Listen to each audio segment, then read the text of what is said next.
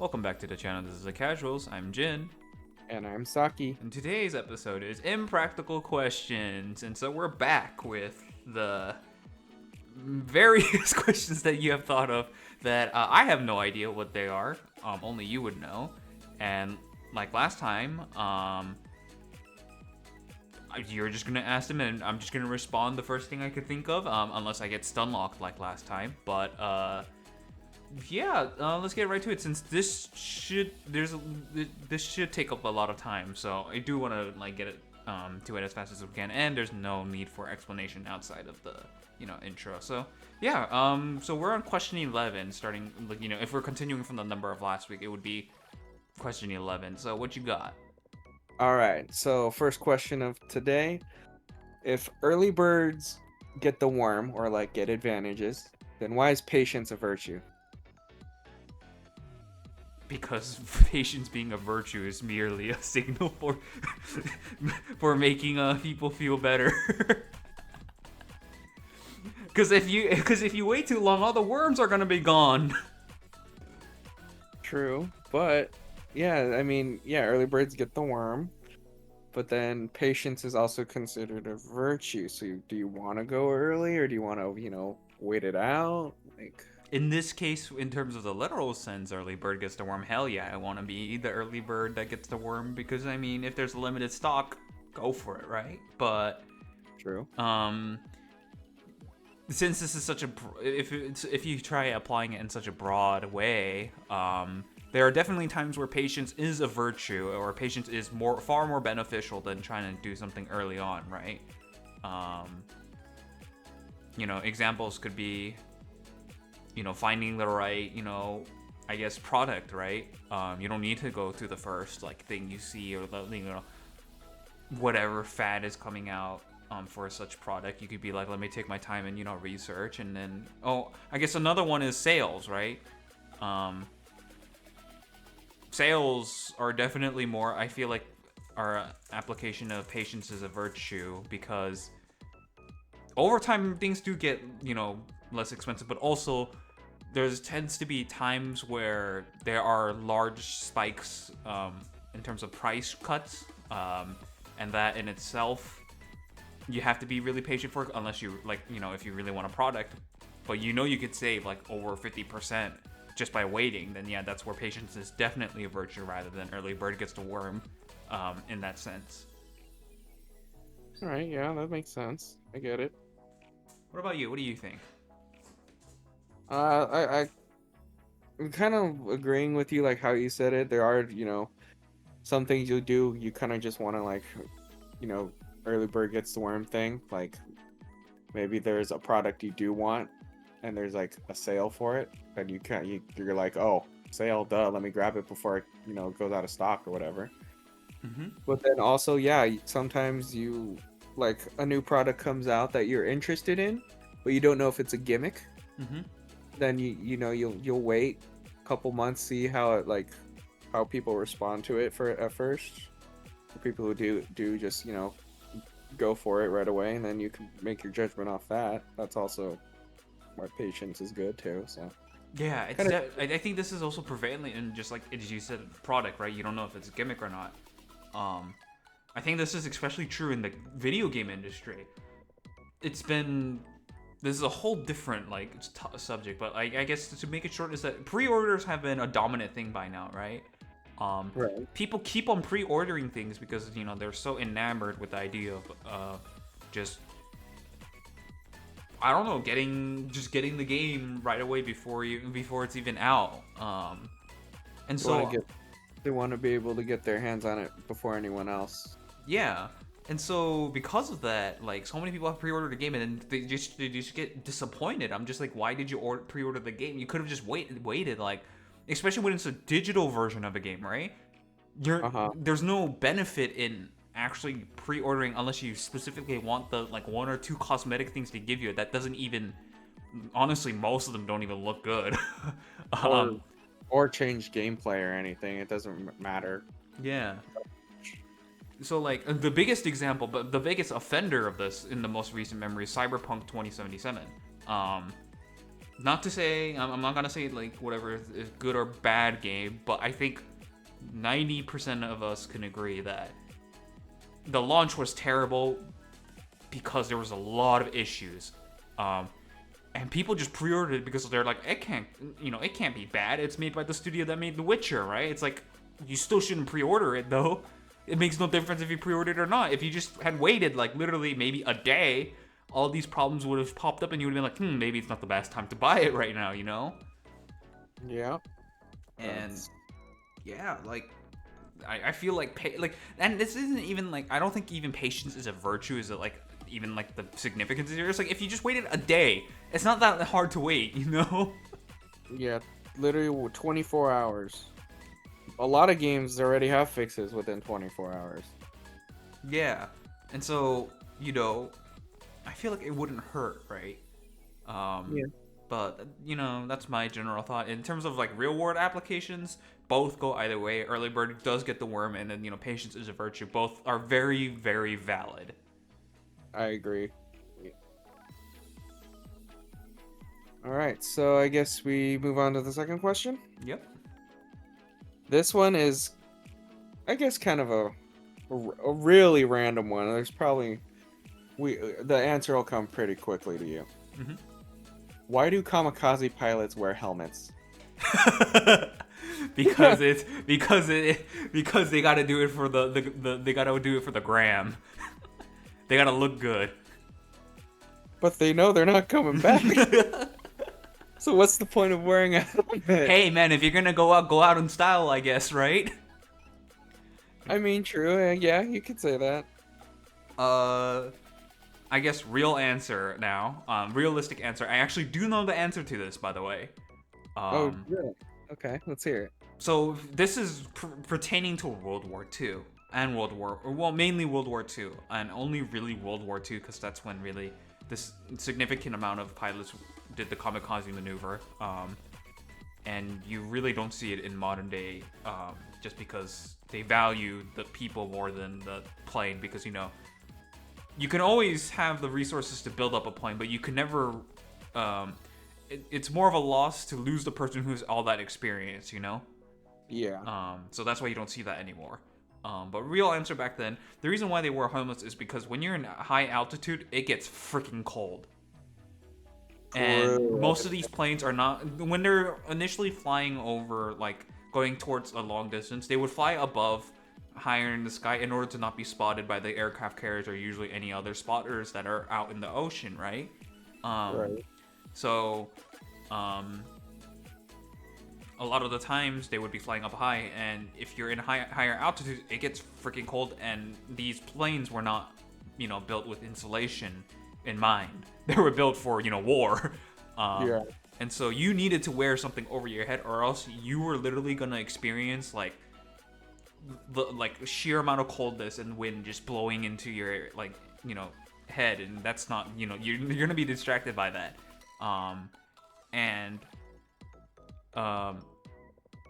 Even if they were to be a kamikaze pilots, a lot of them weren't actually naturally assigned to being a kamikaze. It was more of a last resort thing if they can't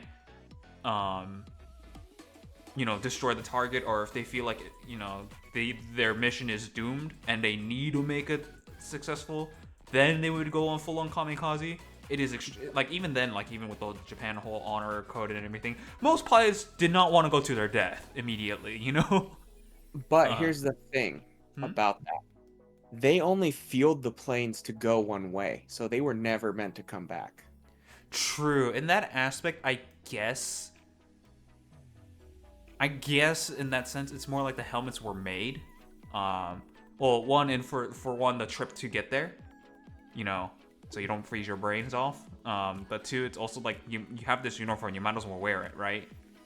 And I think if I'm correct, Japan had really low resources. There were dwindling resources by the time they even started the assault on or before the events of Pearl Harbor. They were already really low on natural resources, and making uniforms and everything takes a lot of resources. And they're like, well, if we're gonna wage war like this, you might as well use what we have, right? instead of it just laying around. I mean, where else are you gonna use a airport like a pilot's helmet anywhere else other than the plane? True. Yeah, I guess so.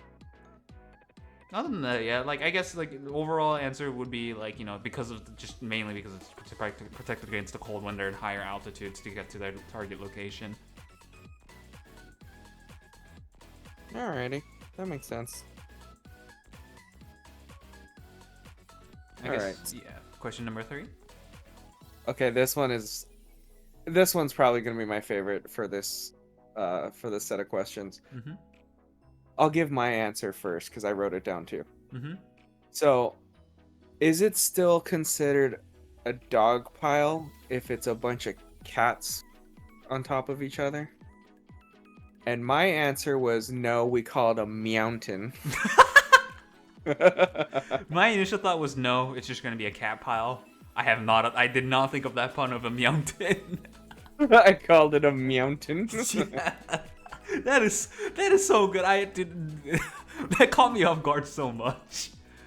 Oh my god, because I thought you were gonna give it like a reasonable explanation. Like no, and for a fact, I looked into this and yada yada yada. It is whatever it is. It's called a dog pile or it's not called a dog pile. But the freaking mountain.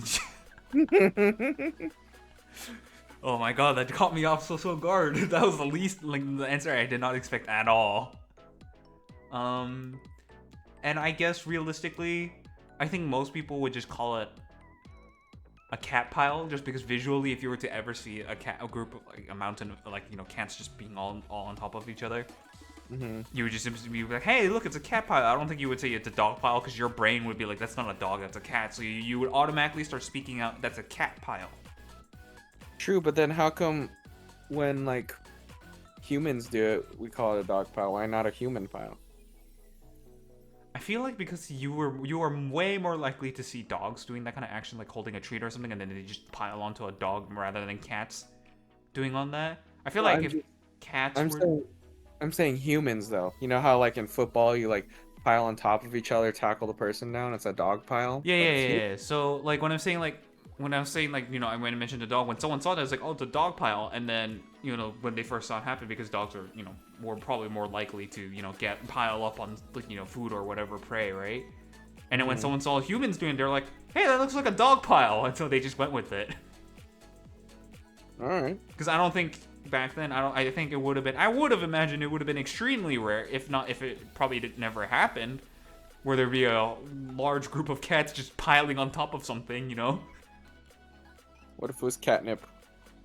Even then, like, I feel like the first thing that would happen is if a human was holding, right, instead of piling on, they would just scratch at the legs and like climb up instead. Yeah, I guess. Dogs would just jump on you and then you would fall over. But cats, like, they don't have that, like, unless you were a tiger, or like, not a tiger, a panther, rather. I think that's the closest one to house cats. Or it was a leopard, either one. I feel like because dogs were big back then, like they had a lot of big dogs. Like if someone was holding like a beef jerky or something like that, they would have like pounced on the dude, and the dude would have fell over, and the groups of dogs would have came over and made a pile, right? But for cats, they're like small, right?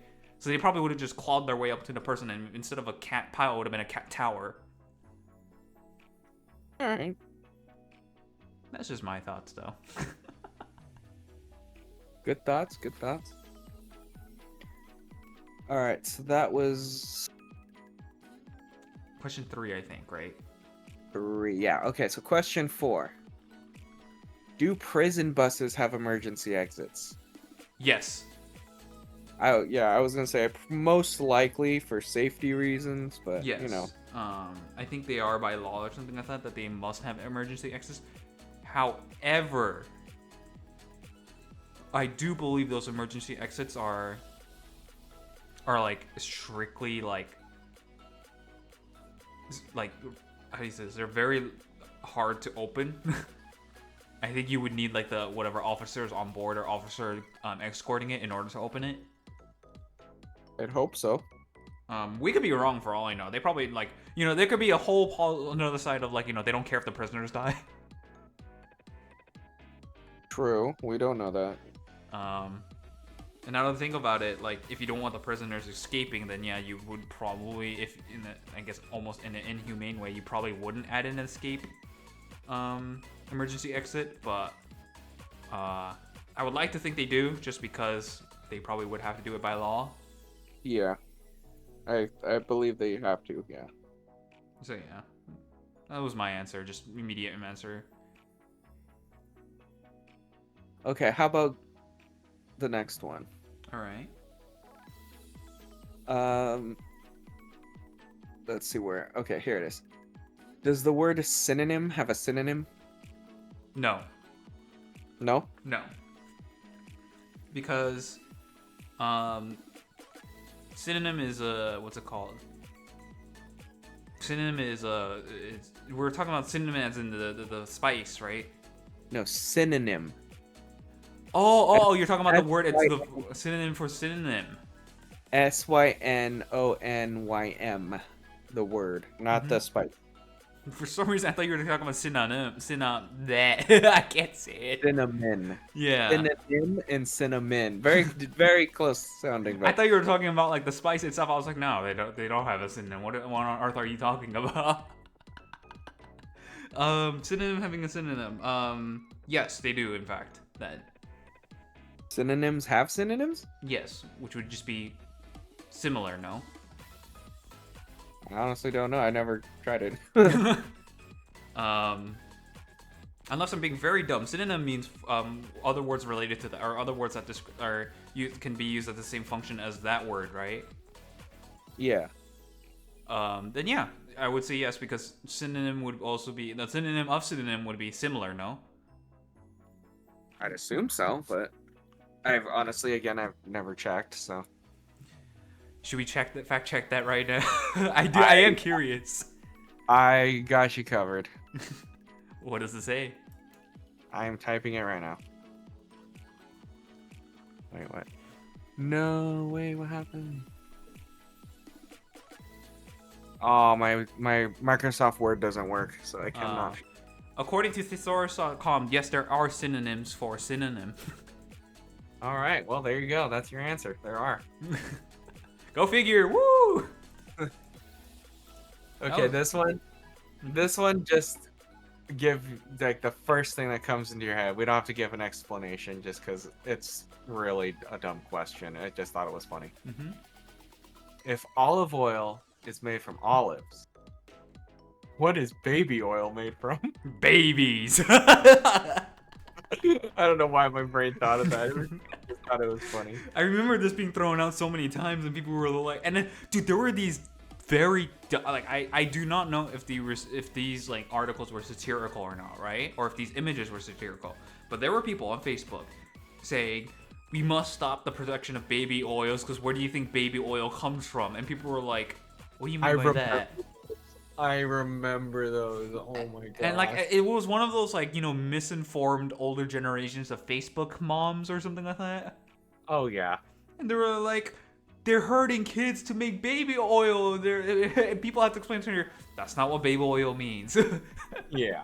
It just merely means that there's oil for the babies, but they call it baby oils because, you know, it's a lot easier to say baby oil than, you know, oil for the babies. Mm-hmm. But apparently some people bought into that, and they're, you know, a small, like, almost like hoax group formed because of that. I don't think they're around anymore.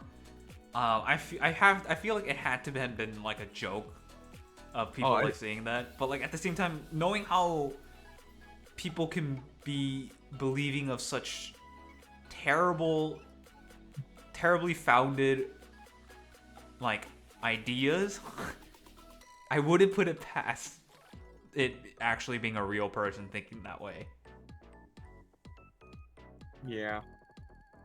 I don't know. I just thought it was hilarious when I first saw it. I was just like, really? I mean, people believe anything they read on the internet, so. Yeah. I think we're on question 6 now? Yeah, that was 6. I forgot part 2 for the bus question. Mm-hmm. So if you don't mind going back to Yep. the prison bus one. Okay, so part 2 of the bus it's a bus question, not a prison bus question. Mm-hmm. Okay, so you know how it's a law to have seatbelts in a car, Yes. but apparently it's okay if you throw 70 children in a bus. You don't need seatbelts. Mm-hmm. Like, why is that? Like, I've like in the times I've been in a school bus and like elementary school, take a field trip or something. Mm-hmm. There were no seatbelts. Not in a bus, school bus. Because something Titanic too big to fail for kids. I mean, because yeah, it's like, oh, it's a law. You have to wear your seatbelt while you're in a car. Not unless you throw 70 children in a bus. I actually think this might have to do with the way laws are formed around buses, like school buses specifically. And that is that I think school buses have one of the highest priorities in terms of traffic laws. Okay. If I'm correct, if they put up the stop sign, you are not allowed to pass. If you pass, you're in deep trouble. Like if a police car catches you passing a school bus when it's stopped and it has the sign out, you will get slapped with a harsh fine and like actual like record. Like it is like apparently really harsh, right? It's pretty harsh. I don't know if it's a felony, but it's pretty harsh. Yeah, and so I believe because most people know not to mess around when there's a school bus. You'll be surprised. Most people. When I go to work, I pass by like 3 schools, Mm-hmm. and yes, most of the cars do stop because the person in the front, they stop so no one behind them can go, right? Mm-hmm. But sometimes one car, like if let's say the bus is in the very right on the curb, right? Mm-hmm. So in the right lane that's in the bus is in, they stop. But the left lane, sometimes I see them, they just go because they're not, right next to that lane. So I think people do that. And I passed by 3 schools and 2 hospitals going to work. I think it's just generally because they believe that, most people are quote unquote educated on that kind of traffic, I guess, etiquette or law. They're like, well, we don't need to put we don't need to put seatbelts on it. They're mostly going to be safe. And I guess another added bonus is that I think it's pretty rare for a lot of the bus drivers in general are very very qualified individuals to drive the buses. So very rarely will they get into actual accidents caused by them specifically, where to the point it would put harm into the other children. I mean, there has been cases, right? Yeah. But it's so rare that I think they don't need to really fret over it, And I guess also another part of it would be that it would just be way too hard to make the kids seatbelt. Because kids aren't going to listen when they're on the bus. True. I feel like actual kids 12 years old and younger would listen, but when you're in junior high or high school, I feel like these guys won't care. No, they want to look cool. Yeah. Look cool, or they just straight up just don't care. They're too lazy, So I guess there's that. No, I don't even think it's mostly lazy. I think it's they want to look cool for the girl they like. That's honestly probably most of the cases. If it is high schoolers or junior hires, they're like, "Oh, I'm cool. I'm not gonna wear a seatbelt." But yeah, I mean, even if a car was supposed to run to the side of a bus, I feel like the bus would come out fine because buses are pretty they're almost like tanks in that sense, True. The most I feel like would happen is the kid would just get if a kid who took a direct impact on the side that the car rammed into, right, they would just fall off the chair and that's it. They wouldn't go flying, unless it was another bus, that's a different story. Bus on bus crash. Jeez. But yeah, maybe I'll have to look that up. That is kind of interesting how maybe it's changed too. That is true. I haven't been in a school bus for a long time, so I don't know now. But back then, there were no seatbelts. Yeah, back then, I guess they were more haphazard. But maybe in more modern times now, they do require seatbelts. So who knows? Maybe we'll have to find out. Yeah. So I guess the next question. So question 7 now. Mm-hmm. Can you ever be cornered in a circular room? No. That is my immediate answer. No, it is impossible because I think corners are very strictly defined as actual close to 90 degrees. if not more than like I think it's a certain amount of degrees that like it's defined as a corner, right? Uh-huh. But because circles literally do not have any, if you were to be in a perfect circle, it literally does not have any corners that is supposed to be defined. So rather than you're stuck in a corner, you're stuck at the edge or boundary rather. I don't think they have edges either, True. because it might not be like a straight line. No, technically not, because if you were, let's just say you're on a circle platform, right, and you're at the very, you know, Okay, no, yeah, I get or you. you'd be on the edge. That would be the correct term, right? But like you wouldn't be in the corner. True, that is true. Okay, that makes sense actually. So yeah, I guess that was a rather simple one. Although you can argue that you'd be technically on the edge, or you'd be cornered, quote unquote, if you have nowhere else to go. But I think that's Right. more of a figurative term than an actual, you know, like logical statement, if that makes sense. No, yeah, I get you. That was a pretty fun one to think about, in a sense. Yeah. All right. So I don't even know the correct term for them, but the people that drive, like the dead relatives in a coffin, in a hearse. Oh shoot, funeral, But one of those, just one of those people. Uh-huh. So let's say they need to get on a freeway, right? And they're not, because usually those guys are escorted by police, correct? Uh-huh. Let's say they're not being escorted, Yeah. but they need to get on a freeway, Uh-huh. and they have to get there within a time frame, right? Uh-huh. Can they take the carpool lane? No. Why? Because there's technically a second person in the car. They're just not alive. Yes. I do believe the reason why they do not take carpooling in the first place is because, well, this is a more logical answer, right? I believe it's because it's not specifically because the amount of people that are in, whether they're dead or alive. It's specifically because they just simply cannot move that fast. Realistically, they just are not allowed to drive that fast because, you know.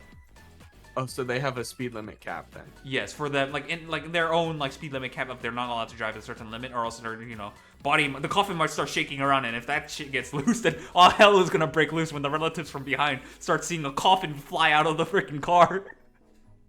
That is true. Okay, I just thought they'd like secure the coffin, a little bit, but Yeah, but I think it's just also a safety precaution too, because they don't want to get in an accident. Oh look, the irony of a funeral car driving a funeral, and then they get in an accident, and the person's dead now. true. Okay, that makes sense, I guess. But I guess in that term, like theoretically, I think they can take the carpool. Heavy emphasis on can, because I think there has been no precedent. Like I can't think of it on the top of my head if there has been any other case of someone who's driving a funeral car that has a coffin and a dead person in it driving in the freeway lane just because or in the carpool lane, because I don't think that situation has ever happened in the beginning ones, It's probably never happened, but I just thought, what if it did happen? Like, You think the police officer with escorting them is just like, you gotta get a ticket now. I mean, but could they argue that there's technically two people in the car? You know what? We gotta take that to the Supreme Court. That's what we gotta do.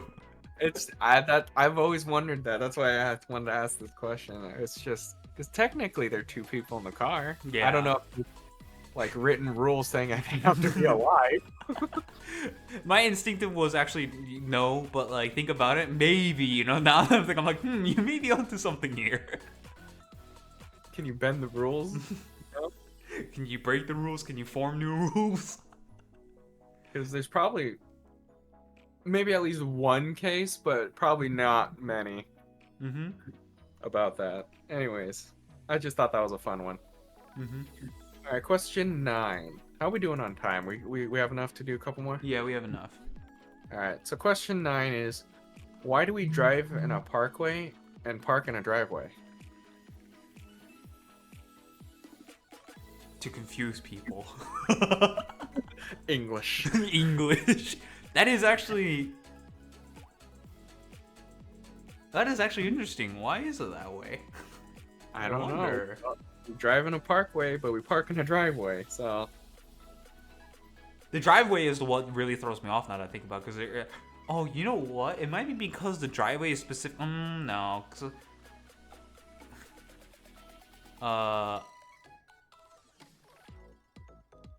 Yeah, I don't know actually. Just terminology, maybe. Yeah, just terminology. I think it might have to do with like the olden days, Probably, yeah. Like I there don't was know probably like during the time of like when there was cars and still horses around. Maybe one was assigned driveway and the other one was assigned like a horse, area.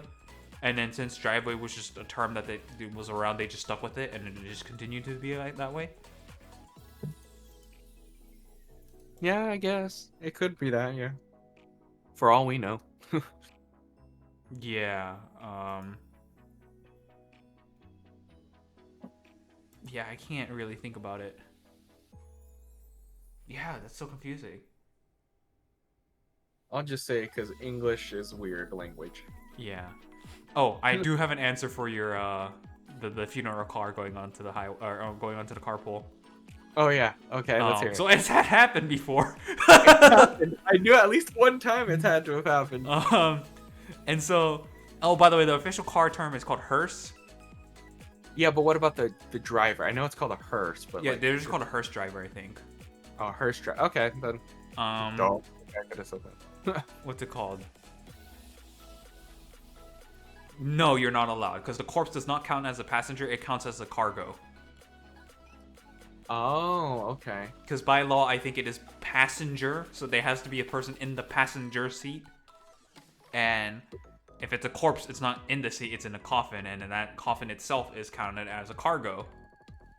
Okay, I raise you a question to that. What if they're not in the coffin, but they're buckled into the passenger seat? I think they have they have a different concern to be worried about. If the police officer comes and he's like, "Is that a corpse?" I'll be like, "You're in, sir. You know you're in the carpool lane with only one person, and you go, I got a corpse. You know, he's buckled in the passenger seat, so that's a person. That's not cargo." And he's gonna be like, "What now?" You know what I mean? If I think you would actually get arrested on the spot if you were to do that. Even if you're a hearse driver. Yeah, I think so. Interesting. All right, that's pretty funny though to think of. Because apparently someone got pulled over, right? A hearse driver got pulled over with a coffin in the back. And the officer's like, "Why are you driving the carpool lane?" And he's like, "Does that not count?" He points at the back where the coffin is, and he's like, "Does that not count?" Yeah, see, that's what I was wondering. Like, would it not count? It's another person technically, but I guess if they're inside, yeah, I guess that would be cargo, huh? Yeah.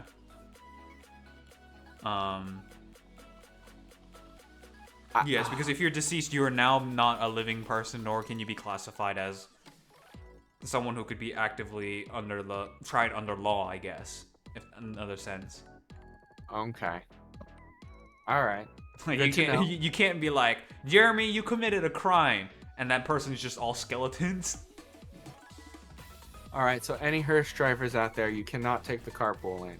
I'm sorry. Unless you have a living person in that same car. Yes. Then that's a different story. And I think we're on our last question, right? Yeah. Last question for this episode. Isn't good health just a slower rate of dying? Yes. Absolutely. I would agree too. In a sense, your body is actively dying every day. Whether or not you are the healthiest man alive, or are the worst health man alive, like you're riddled with health issues and everything.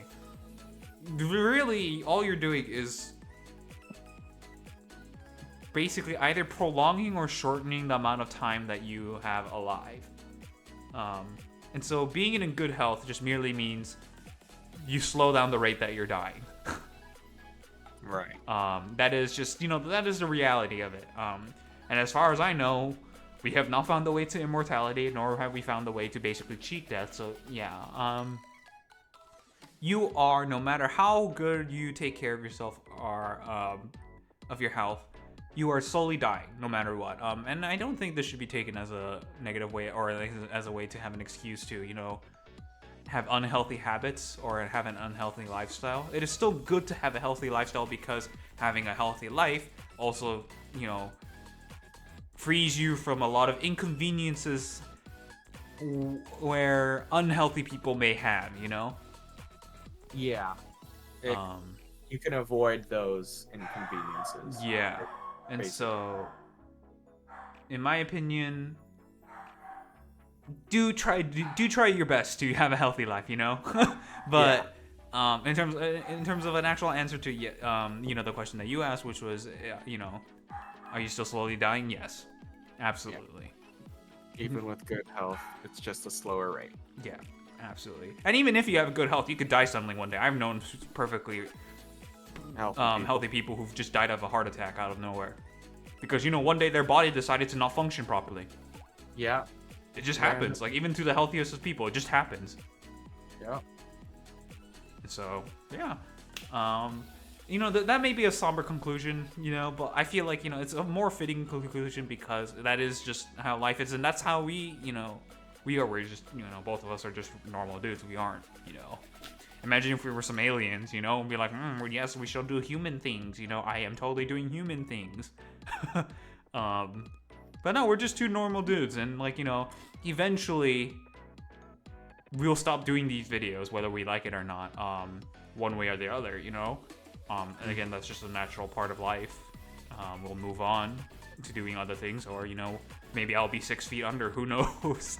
But yeah, I mean, so that's why we're doing these videos, just to have memories. I really enjoy them, and hopefully we can continue doing them more. And whoever is watching this, I hope you enjoy as much as we enjoy doing these. So yeah, do you have anything else to say? Yeah, whoever watches these question videos, go ahead and give us your thoughts on these. I'm curious. I don't think any answer is a wrong answer, but I'd like to know other people's opinions too. It's always fun. Yeah. So yeah, I'll end the episode here for now. So I'm Jin. And I'm Saki. And this is The Casuals, and we'll see you next time. Bye-bye.